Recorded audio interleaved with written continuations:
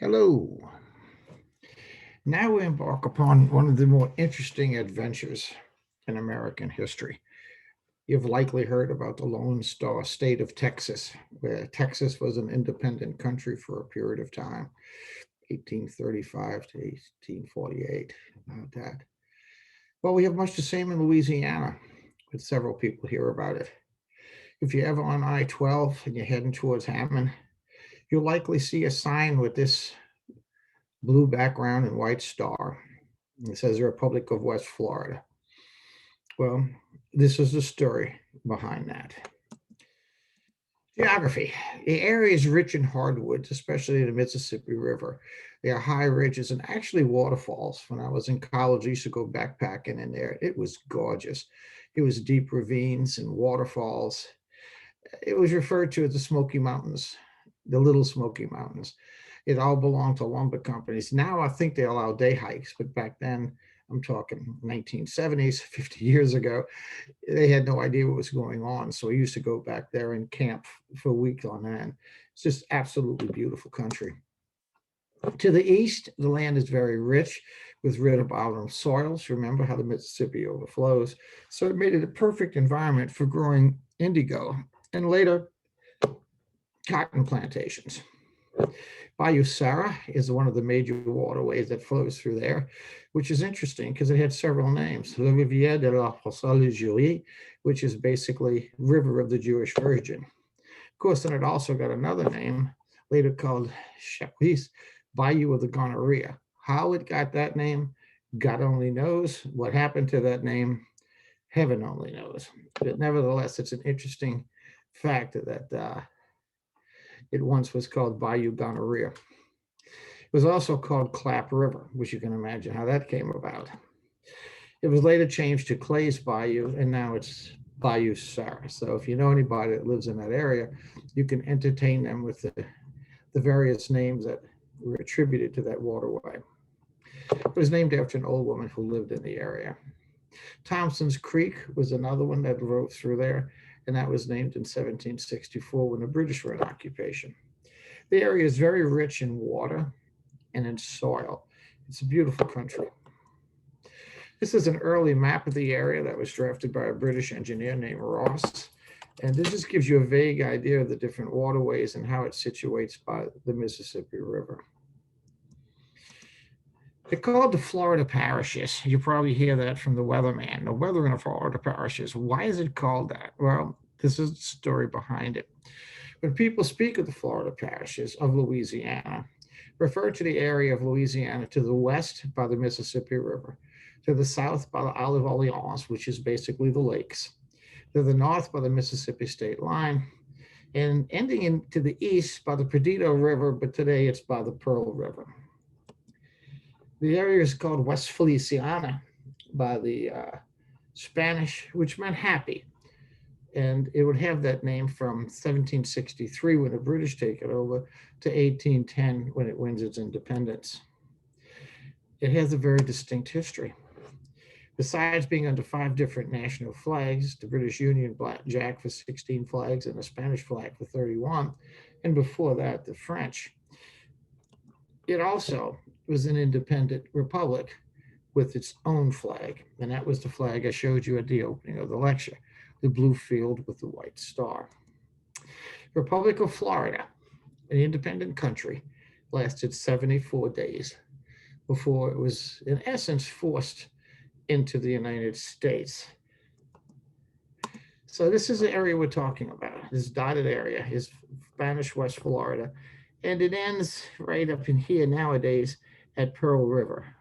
So this here are the Louisiana Florida parishes, but this whole area here was West Florida.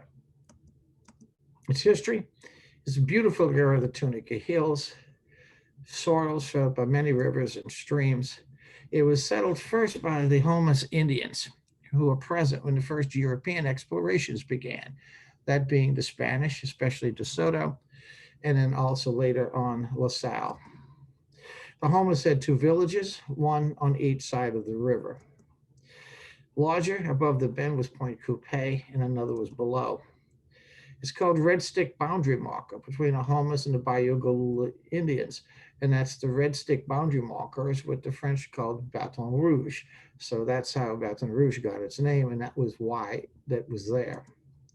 It was visited by Bienville and Iberville, and they referred to him as Omas, which basically meant red, and their symbol was a crawfish, which they had painted on their shields and hence and wished alike. They became intoxicated with French goods and spirits because the French pretty well corrupted them because they wanted what the French had. We discussed that to some extent before. Eventually, there'd be a struggle between them and the Tunicas, who would move down from below Natchez and basically wipe the homeless trial out, a good part of it. The people, which is what the Tunicas called themselves, then became dominant in the area and left their name, Tunica, to the region. The first white settlers were French, Durand d'Artet and Baton Rouge, and then Monsieur Lejeune had a settlement there, and later another would be established, and a Fort Saint Reine would be established from 1717 to 1736. This would be under the control of the French. It wasn't a major site. Jean-Joseph de Fleu de Plantablo, the grandfather of the Baron Plantablo, commanded this Fort Saint Reine. They maintained plantations in this concession until the Natchez Wars. In the 1730s, when the Natchez Wars broke out, the French left. In April 36, he abandoned the fort to assist Bienville in the Checkasee War, and we talked about that later. After 1763, when it became British, the first accurate map was made by Lieutenant Ross, a military engineer. And at this point, once the British take control, for the first time since the Indian Massacre, which is 30 some odd years, Europeans again start moving into this area. The Spanish and the French explorers came at the opening of the 16th century. La Salle claimed it in 1682. France would settle the area but lose it to England in 1763. There was a French and Indian War by the Treaty of Paris. Spain would lose all of Florida and Great Britain in this same contract, but gained Louisiana, Isle of Orleans, when they got everything west of the Mississippi River when French left. In 1779, Bernard de Galvez took Feliciana from England when Spain regains the territory during the American Revolution. And then in 1810, this is just a summary, it separates itself from Spain and becomes an independent nation.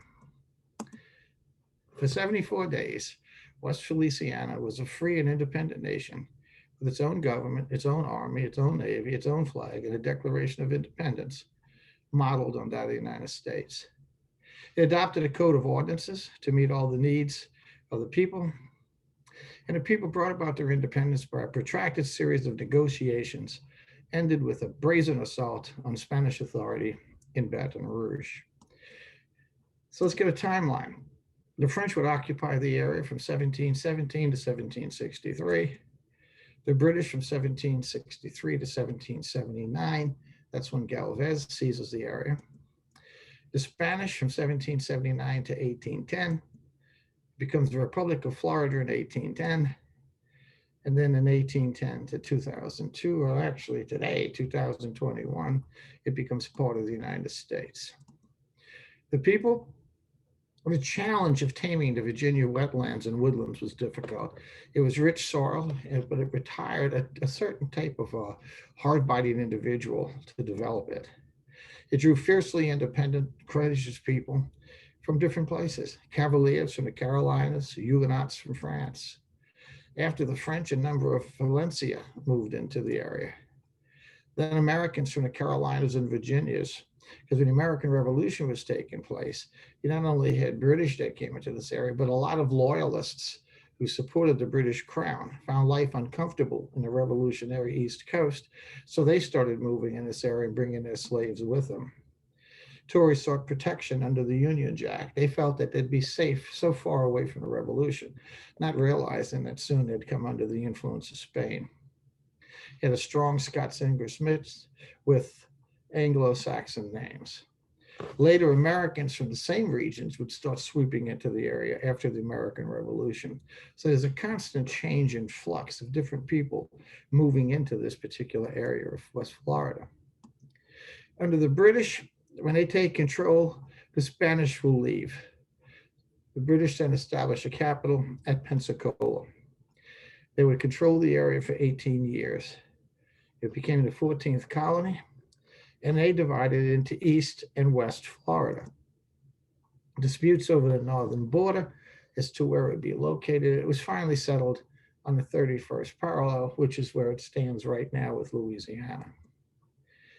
As we said, Moralists moved into the area, and when the British had control, they sought to make Manchac a major port, dredge the Iberville River, and divert the trade to the Gulf Coast through the lakes and avoid New Orleans. That's what created the tension with the Spanish, as we mentioned with Galvez.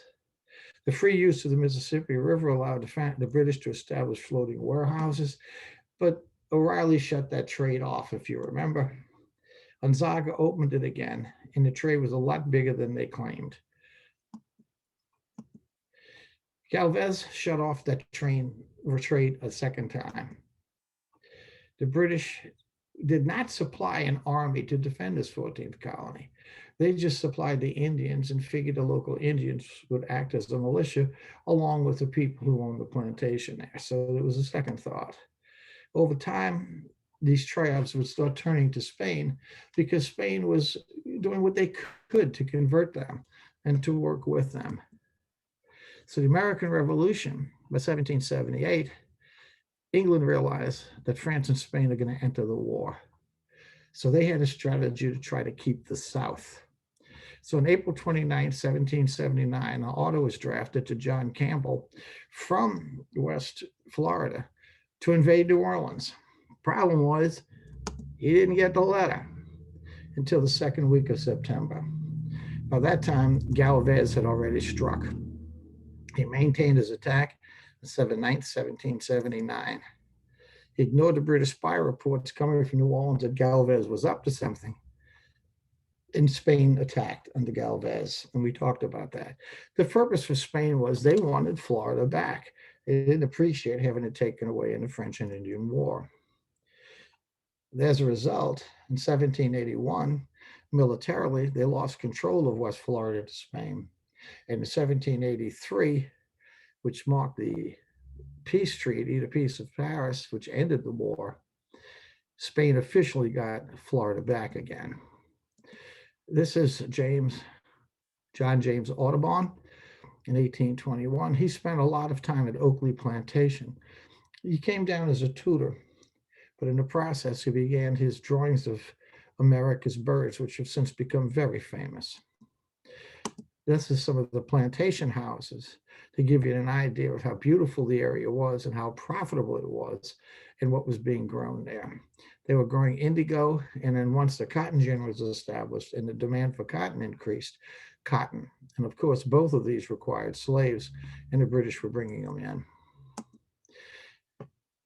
In 1803, December 20th, the United States purchased Louisiana. However, there was some controversy here because West Florida was not part of the deal.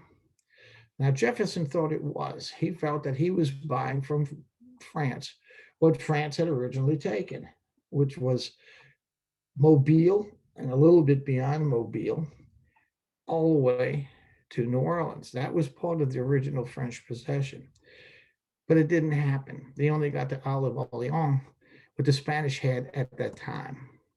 Everything east of the Mississippi River and below the 31st parallel, excluding the Isle of Orleans, would now remain in Spain's hands. Jefferson didn't appreciate it, but he wasn't at this point prepared to press the issue. Nearly all settlers in the area resented the fact it had not been included in the sale. They wanted to be part of Louisiana, but Spain enforced its position that it was Spanish and they would have to remain under Spanish control. Situation in Europe threw a fright into matters. Napoleon captured Spain, and as a result, King Ferdinand VII was arrested and imprisoned. So the planners then began to wonder, well, who owns Feliciana? If the, if the Spanish have been overtaken and occupied by the French, does that make us French? And if we're French and France and England are at war, could England attack West Feliciana? So this raised some interesting questions. Also, there was so much corruption in the Spanish administration under Don Carlos Lasas that generated a feeling of anger and frustration among the planters. They were not happy campers. So in 1804, a rebellion starts percolating. It's the Kemper brothers, Reuben, Nathan, and Sam. They became angry for their own reasons and sought to overthrow Spanish rule. This is a bit of a misfire and misjudged adventure, but nevertheless, it shows that the tensions were there. One brother had been disciplined by the Spanish militia.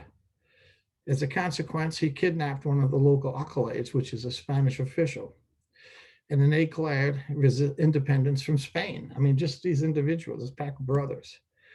They attacked the fort at Baton Rouge under a flag of their own creation. They were captured by several planters royal to Spain, and they were then turned over to Spanish authorities. So this wasn't much of anything, but it was the first effort to try to show that people disapproved of the Spanish control. The Kempers would be released, and later, in vengeance, they would cut the ears off of one of the men who had arrested them and put them in a jar of alcohol in a bar. Another man, in fear of his life, hid out on a boat one winter and ended up dying of exposure. So there were some casualties in relating to this rather disjunct attempt. That was the end of it. But this is the flag, the 1803-1804 Kemper flag. What the two stars represent, heaven only knows. But tensions continued to rise. In 1807, Don Carlos was made commandant of the fort at Baton Rouge. Corrupt officials and lax judicial system, bribery, it was totally corrupt. And citizens had no idea where they stood and had no sense of justice in what was taking place. Furthermore, the Spanish, in order to prevent more Americans from coming in, prevented any more land sales, which caused anger among Americans wishing to come into the area and those in the area who wished to sell some of their land. So word spread that Napoleon wanted Louisiana back and that they would attack the Americans from Feliciana. The French population may have even been in support of this. Local planners determined that as a consequence, they had to localize the effective government to protect their interests. If they were under Spain and Spain was being threatened by France, if they were independent, there was no reason for anybody to attack them. So an absolute secrecy was maintained, and some contend some Masons were involved in this operation. Don Tomaso Estevan would report to Don Carlos that there was a secret petition going on about calling a popular convention. Don Carlos recognized that he was completely outnumbered. He didn't have the forces necessary to defend his position. So he realized he had to tread very delicately. The meeting was set for June 21st at the farm of Mr. Sterling. Don Carlos' allies addressed settlers in Feliciana about New Orleans' French plan to take New Orleans with the aid of Napoleon. Danger lies in not supporting Spain. So they keep trying to tell the settlers that, listen, you've got to support us because danger awaits. Governor Territory visits President Madison about the situation. That's Governor Claiborne. And Claiborne tells the president, by the last accounts from Spain, it would seem that all hopes of successful resistance to Napoleon were at an end. You know, at the Louisiana Convention, we claim as far easterly as Perdido. That claim never has and never will, I trust, be abandoned. So here you have Claiborne pressing the argument that West Florida is already American. But the line of conduct, which Honest points out, cannot be mistaken. Nature has decreed the union of Florida with the United States, and the welfare of the inhabitants imperiously demands it. So he's already aggressively taken a position that the United States has possession and should maintain possession of West Florida. So here's the area in discussion again. This is particularly West Florida that they're talking about, to the Bendito River to here. That's a portion that they believe is part of the Louisiana Purchase. So the convention meets at Egypt Plantation. Nearly 500 show up, which is a sizable number of people, to secure for themselves against foreign invasion and domestic disturbance. That's referencing France and the corruption of Spain. Delegates were selected from Feliciana, Baton Rouge, St. Helena, Chafuncta, and Christiana to form this convention. The officials permitted to go and continue governing if they would submit to the new authority of the people. So what the convention was saying is, look, we're coming up with new sets of laws and the people here are in control. But, if it's important for you all to maintain offices and maybe administer things, we could live with that. On June 24th, they proposed a new form of government. Don Carlos is taken aback. He doesn't exactly know what to do. If he confronts him about holding these conventions, he ends up in a military conflict and he has no way of winning it. So he feels it's best to play his cards close to his vest and accommodate the convention as best he can. America was interested because postal routes ran through West Florida to New Orleans. Anything that intercepted or interrupted the mails was American interests. Convention meets. 10 days before the delegates convened, a proposed code was introduced. I put like the Virginia plan, because when we talked about the American Revolution and the Constitution, when the Constitution met, the Virginians had a plan. It's always good to have a plan in advance, something to work from. It provides the basis, and that's what they had. It altered the structure of government, reformed the judiciary, and placed the military under planter control, not to control the Spanish authorities. The delegates then met at St. John Plains. They adopted a list of grievances and tied Don Carlos to the proceedings by gaining his approval. He recognizes this as an erosion of his authority, but again, he's boxed in. He has no way of enforcing his authority. He sent information to Governor Foch in Pensacola requesting help. So what he's trying to do is secretly try to gain support from the Spanish authorities in East Florida while playing a delay game with the local planters. When presented with results, he accepts them. He decides to interpret the events as being loyal to Ferdinand. And his officers disagree. And they say, listen, you've played this game long enough. You've got to take immediate action. If this isn't to be Spanish, it's your responsibility to crush this revolt and reassert Spanish authority. Underlying convention's action, West Florida must in time become part of the United States. It was now obvious what was going on. A Feliciana man then drew up a set of ordinances for maintaining the engine. So now they were changing the laws, and this was another stab at Spanish authority. They held a second convention in August. Land grants certified weighed heavily on the discussions because the question of who is getting the land and how it's being distributed had risen its head. The population had to be placed under the conduct of a wise guardian who transformed them from slaves to men. So now you start seeing how the anger is starting to grow among the planters, and the confrontation with Don Carlos and the Spanish authorities is growing. Some feared that Spanish vengeance if delegates would openly break with Don Carlos. Some felt that the planners were pushing too hard. Then they raised the question, if we break away, would the United States receive us into their bosom? In which case, if we had slipped into the United States, there's little Spain could do. If we don't, then we're independent. There's no telling what could happen to us. Dos Casas will accede to nothing without consulting high authority in Cuba. His refusal might meet with serious consequences. They're thinking back to Bloody O'Reilly, how he handled the revolution against Spanish authorities, and they were embarking upon the exact same track. With division in his ranks, Carlos greets the conventioners with a 21-gun salute. His officers are furious again because he used too much gunpowder, and it also seemed to him that they were showing weakness to the Floridians. A seditious broadside calling for union with America was then printed and distributed throughout West Florida. The Spanish now realized that these people are talking about total outright rebellion, no longer trying to seek change within existing structures. Nevertheless, he'll secretly meet with these men, sign their documents, but at the same time, he's secretly seeking support from Cuba. He wants to crush this thing.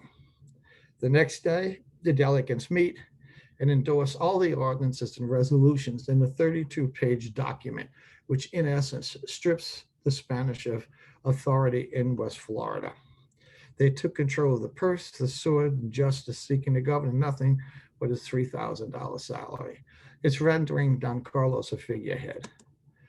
Don Carlos now rejects it. In particular, two people who were appointed, Judge Fulmo Skipworth, and he also rejected the rank of general for Philemon Thomas. The convention was suddenly stunned. Up to this point, every time they said something, Don Carlos agreed. Now all of a sudden he's stiffening his back. Now all of a sudden he's denying. A brooding silence. Both sides fought for time to plan. News arrived that a Spanish loyalist had now constructed a fort on Niclopani, a fortified base for the Foch from Pensacola. Now they've realized that he's been contacting the Spanish, and they're expecting Foch, Governor Foch, the Spanish governor in Florida, to start sending troops to this base in order to suppress the rebellion. Now Don Carlos starts procrastinating. He'll no longer sign anything, which signals to the planners, indeed, there's something going on behind the scenes. The Commandant des Estevan is evicted from Bayou Sara. They now taken actions in moving against Spanish authorities. As Don Carlos' dinners continue, Philip on Thomas smiles. But what's happened is he's laughing and getting around with the governor, but it's in his hand. He's got the message seeking military help to put down the revolution. He knows what the governor's up to. There was a call to action. Several members of the convention take to horse to alert their settlers. We best move now before the reinforcements come. On Saturday the 22nd, Don Carlos goes to the fort at Baton Rouge to start preparing its defenses. In Feliciana, settlers gather to form a militia with the intent of attacking Baton Rouge, and they sent out a call to the other townships to supply them with troops. They then raise a new flag, the Republic of Florida. They've now decided on their independence.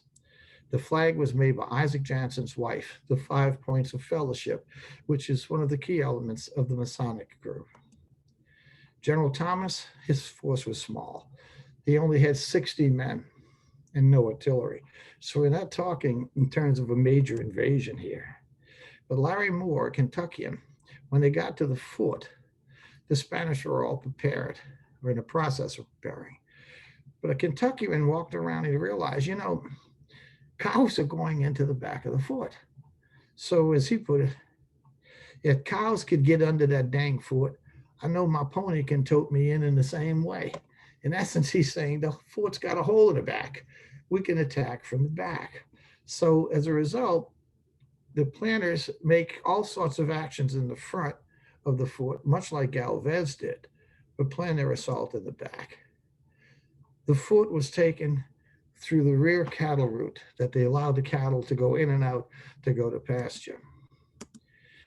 The settlers arrived behind the defenders. Confusion allowed Thomas's men to charge the gates. Once they entered from the back, total chaos broke out among the few Spanish soldiers that were there. They abandoned the front gates to meet the attack from the back. When the front gate was then overawed and they came in from both sides, they were surrounded. They had a blockhouse in the center. They retreated to the blockhouse. Don Carlos gets word of what's happening at the fort. He arrives to see that the settlers are surrounding the blockhouse. He orders everyone to stop. They turn to him and tell him to surrender his sword, which means surrendering his responsibility. He refuses. Someone hits him with a musket, which knocks him down and tells him surrender your sword, which he now realizes he has to do. So he does. The death of Louis Grandprix's fiancée, Josephine Frevois, a frightening nightmare. That's a sideline. What happened was Josephine Frevois lived across the river around Baton Rouge. She was engaged to Louis de Grand Prix, who was a relative of the governor of the Spanish governor. In the middle of the night, she had a dream that he was killed. And believe it or not, he ended up being the only Spanish soldier that was killed in that battle, which is kind of an interesting romantic sidelight. The fort is captured by the cavalry alone. Two are dead. One is Louis de Grand Prix. Two wounded among the Spanish. None of the Floridians suffered any damage. The Masonic flag is hoisted over the fort. The Republic of West Florida is now the flag of this area. Republic. September 23rd marked the establishment of the Republic of West Florida. They had celebrations announced throughout the entire region. Don Carlos is thrown in prison. Estevan and Cura Francisco Lenon fled across the Mississippi to New Orleans seeking protection. Newspapers in New Orleans and Natchez immediately spread the news that West Florida had declared itself an independent nation. They then signed a formal Declaration of Independence, signed in convention on September 26, 1810. As for the Spanish governor in Pensacola, he never left. He never responded to Don Carlos. As a result, there's no troops there. The establishment of the Republic of West Florida is unquestioned. Some have tried to resist it. They wanted Spanish authority, but it failed. And so the first General Assembly of the new government met in St. Francisville on the third Monday of November, and they then chose a governor. This is now the Republic of West Florida. Madison is president. Claiborne arrives from Washington, D.C., having met with Madison about what was unfolding. He notifies Governor Holmes of Mississippi about President Madison's proclamation concerning the fate of West Florida. Troops were sent made to be available at Point Coupe. So the American troops are lined up ready to go into West Florida. And copies of this document from Madison are distributed throughout West Florida. Whereas the territory south of the Mississippi Territory, eastward of the Mississippi River, extended to the river, of which possession was not delivered to the United States, in pursuance of the treaty concluded in Paris, April 30th, 1803, that's the Louisiana Purchase, has at all times and is well known to be considered and claimed by them as being within the colony of Louisiana conveyed by said treaty. Now it be known that I, James Madison, President of the United States of America, and pursuant to these weighty and urgent considerations, deem it right and requisite that the possession should be taken of this territory in the name and behalf of the United States. He's laying claim finally to what they perceive as part of the Louisiana Purchase. Henry Adams designated this one of the most remarkable documents in the archives of the United States. Henry Adams was an American intellectual. American had achieved by the stroke of a pen, seizing territory belonging to a just and friendly power. Because Madison's attitude was it was always American and just had never been acknowledged, whereas Henry Adams says there's no question that this is Spanish territory. Madison's proclamation basically considered West Florida's independence an impertinence and their designs on public lands something worse. The assembly responded and they approached Claiborne to demand of him an explicit avowal of his notions and intentions, and the orders they may have received from the President of the United States with regard to the state, and by what authority he has given an audit for the distribution of foresaid proclamation within the same. They're furious. They don't know why they think that they're part of America, and they certainly don't appreciate the fact that Americans are moving against them, and the Governor Claiborne had the audacity to distribute this document within their country. West Florida was angry. Governor Skipworth took offense at his interpretation. Florida was an independent republic on equal part with the United States, and it should be treated as such. He wasn't opposed to become part of the United States.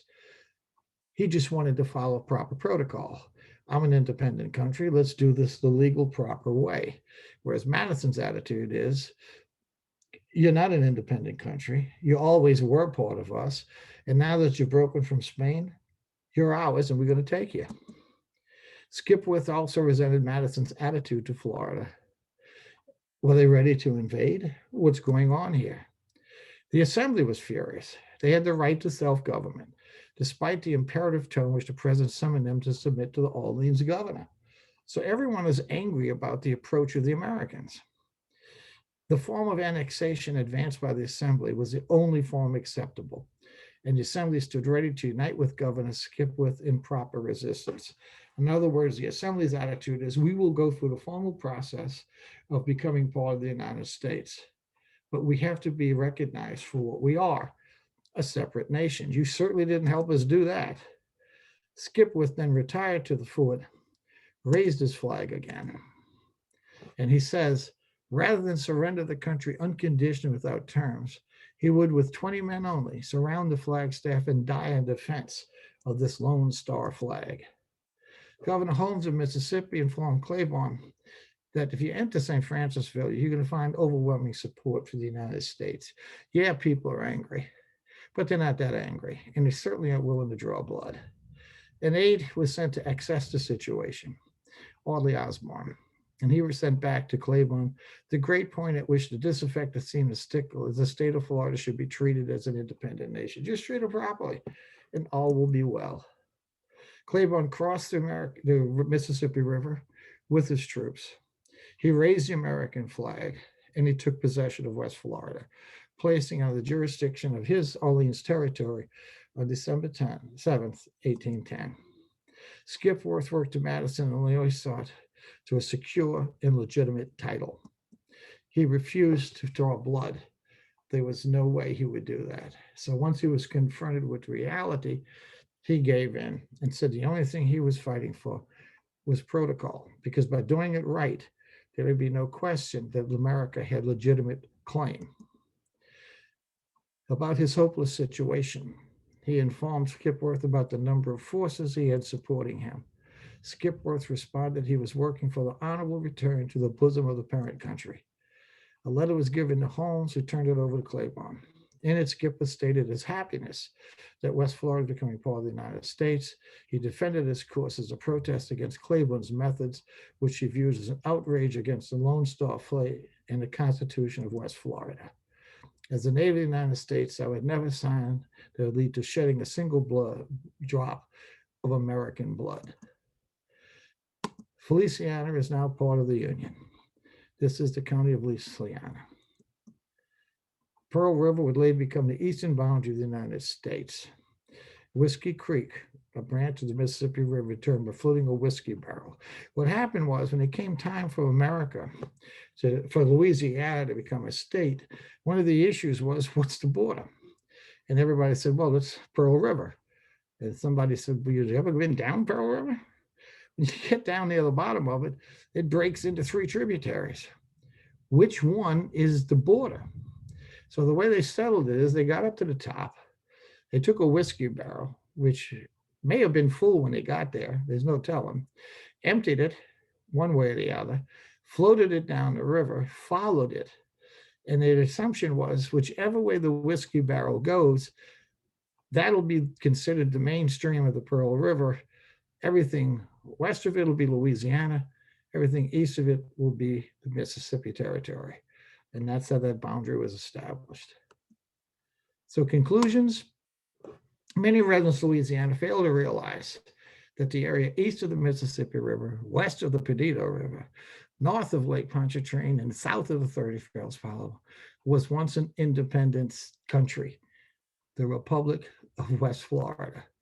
Received its birth during the turbulent years of the Napoleon's wars in Europe. The settlers living there had no idea who owned their loyalty. Was it the deposed King Ferdinand VII, the new king of Spain that was chosen by Napoleon, Napoleon's brother? Were they about to be attacked by Great Britain as part of the war? Did they owe their allegiance to the present leaders of Spain? To whom? They desired annexation to the United States, but with honor and acceptance of the uniqueness of their status as an individual state within the Union. It didn't happen. Madison declared them part of the Union, sent in his troops, hoisted the American flag, And after 74 days, the independent Republic of West Florida officially became part of the United States. It's an interesting story. I hope you found it fascinating. So next time you travel up to Slidell and St. Tammany Parish, remember that was all once part of a separate nation. So do take care.